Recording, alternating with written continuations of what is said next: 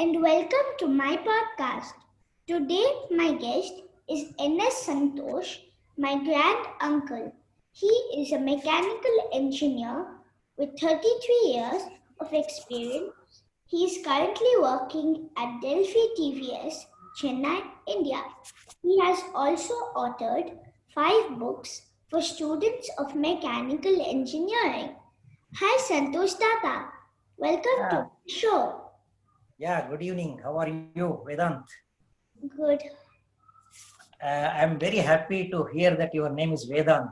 My compliments to you. Thank you.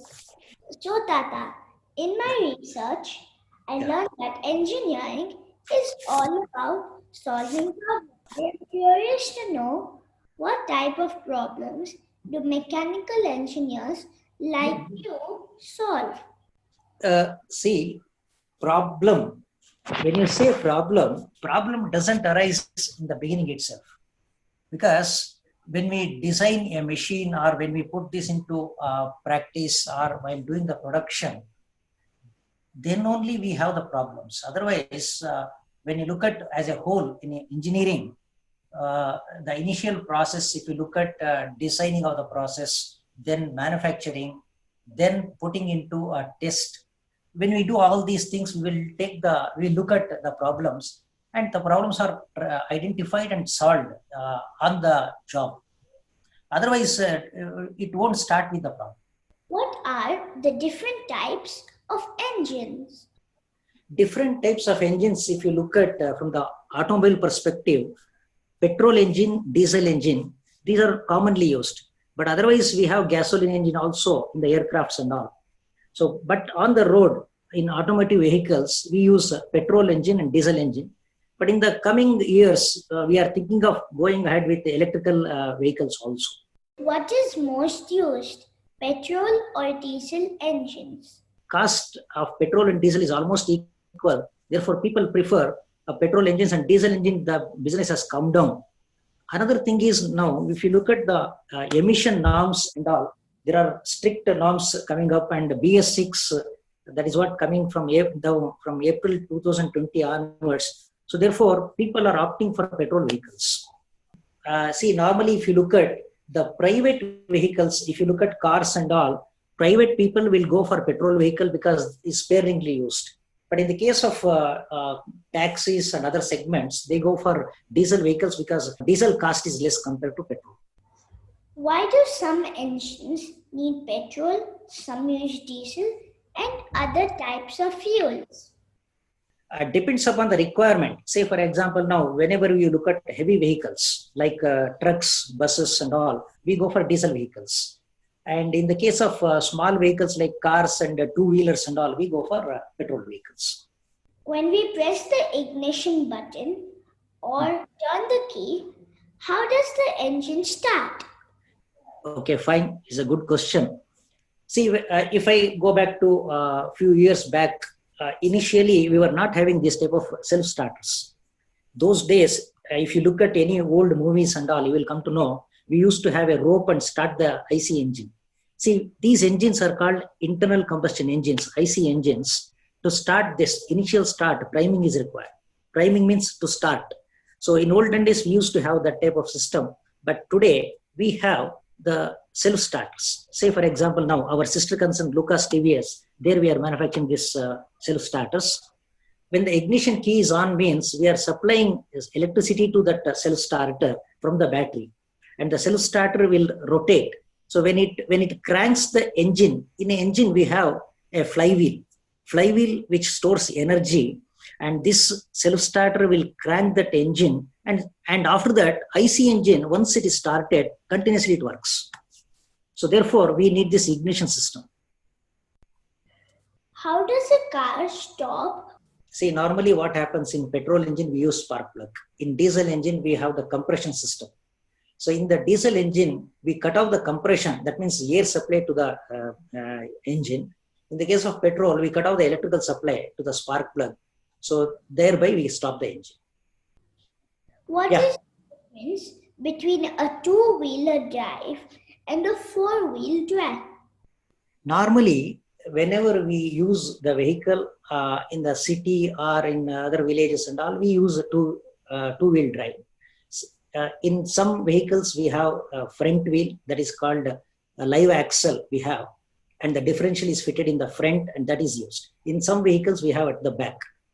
Now, when you look at the terrain reasons, where hill area and all, and also wherever there is mud, that time we need to go for this type of four-wheel drive where the extra power is required. So both the front and back, both axles are live axles at the time. Whenever it is required, we use that additional gears. So therefore, it is required four-wheel drive. Is it easy or hard to build a four-wheel drive? No, it's almost, if you look at the engine part, all these things are same only with additional gearbox. What is a gearbox? Gearbox will, okay, for example, now if you look at the vehicle as a whole, in an engine, we have a crankshaft where it rotates. There, from there, the power will go to flywheel. Flywheel will store the energy. Then that will go to the rear wheels. Okay. Now, in between the clutch and the gearbox, what happens is whenever we want different gears, say for example, first gear, engine power is high. At that time, the vehicle speed is slow. When you want to increase the speed, second gear, third gear, fourth gear, like that, we have fifth gear or sixth gear, I will tell you. Now, the speed of the vehicle increases. This is because of the design of the gearbox. So in the gearbox, we have given the provision in such a way that depends upon that ratio, everything is calculation. We have the calculation and accordingly we make that speed. So whenever you are going at high speed on a normal road, we go at high speed. But whenever the hilly region and all, we have to come to the lower speeds. For that, we need gearbox. On rear view mirrors of the car, if objects in the mirror are closer than they appear. Why is it not like a normal mirror? See, what happens is whenever we drive the vehicle, front side we can see through the windshield. Whereas whenever we want to see the back side, any vehicles are coming and even the sidewise, whether they are coming or not. And that will give you a wider range, like you can see the vehicle which is coming from half kilometer or even some cases, if you look at the rear view mirror, the distance, therefore they provide that type of mirrors. Why did you choose to be a mechanical engineer? As a child, what did you want to be? I did both automobile as well as mechanical. Okay. So automobile area is the one which is looking at most on the servicing side. The mechanical is on the side like manufacturing side. Actually speaking, whenever during our period like 1980s and all, at that time, we were more interested to go for jobs and all, and we took up a diploma. After completing diploma, we went for engineering. So now once in Indian system of education, in engineering or in diploma or whatever we study, we can choose any line, like whether we want to go for manufacturing or the quality or the design or teaching, anything. That depends upon the individual thing. In my case, even of course, I selected automobile and mechanical, and I wanted, my passion was to become a teacher in the sense in the technical side. But unless we have some sort of experience in the industry, if you teach, it is only a bookish knowledge. Therefore, I thought it is better to work. I worked in maintenance for almost 8 years and also in the design for another 3-4 years. So like that, I worked in these areas in the mechanical engineering. But because of my passion, then I switched over to train people, our employees. So therefore, when you say sometimes selection or the choice, sometimes it is chance. So therefore, I have both mixed experience, like technical, working in maintenance, working in design, and also in the teaching, training. It must have been hard to learn so much. Thank you. What is your favorite vehicle and why? As an automobile engineer, it is very difficult to say this vehicle or that vehicle. All vehicles are good. Okay. What are your hobbies? hobbies, writing and listening to music. Particularly in Chennai, we have the advantage like during Margali season, December, we go for Carnatic music. And otherwise, I read a lot of books. Even I like reading books and listening to music. Good, very good. Can I ask you one question? Okay. Do you know who brought this automobile industry to India? No. Difficult question. Okay. But most of the automobile engineers, they are not aware of this. But just I will tell you, Saram Vishweswaraya, even though he was a civil engineer, he was the person who brought this automobile industry to India.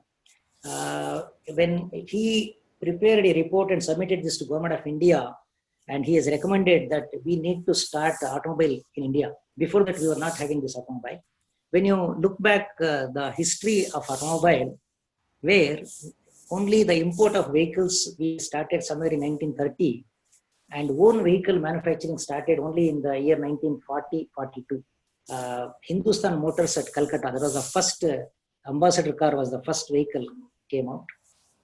Then when you look at if you look at Jamshedji Tata, he was the first person to own the car. What is your favorite food?